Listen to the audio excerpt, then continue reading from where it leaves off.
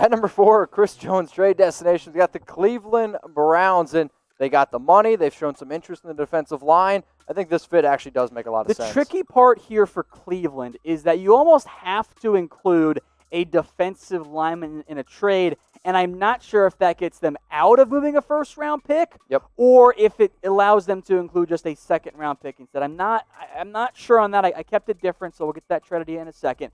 You probably move Sheldon Richardson just from a pure money perspective. You can keep Jordan Elliott, keep Andrew Billings. You pay Sheldon Richardson. All of a sudden, Myles Garrett and Chris Jones together on a defensive line, that's awesome.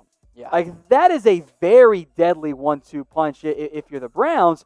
So I included Richardson in the trade, and I went with a second-round pick because as I went through, I'm trying to get to close to first-round value.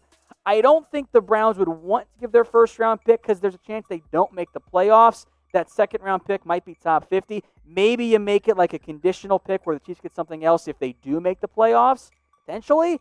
But I didn't want to just do a bunch of first-round picks and other pieces because that's just the same trade over and over again. So I'm trying to give you guys different options for different teams and different insight into what a trade could look like instead of just, well, it's the same pick for every team. So who says no? Type 3 for the Chiefs, type 4 for the Browns. And honestly, if you don't use the Weed Whacker for Manscaped, she might say no to you. So go to manscaped.com/chat where you're going to be able to save 20% off and get free shipping. The Weed Whacker. It is the best tool out there if you're trying to clean your ears, or also clean your nose. So, well, the reason why you should get this, ear hair, nose hair, it doesn't look good on anyone. In a survey, 89% of women said that they like their men to be cleanly shaven. Sure it wasn't 69%?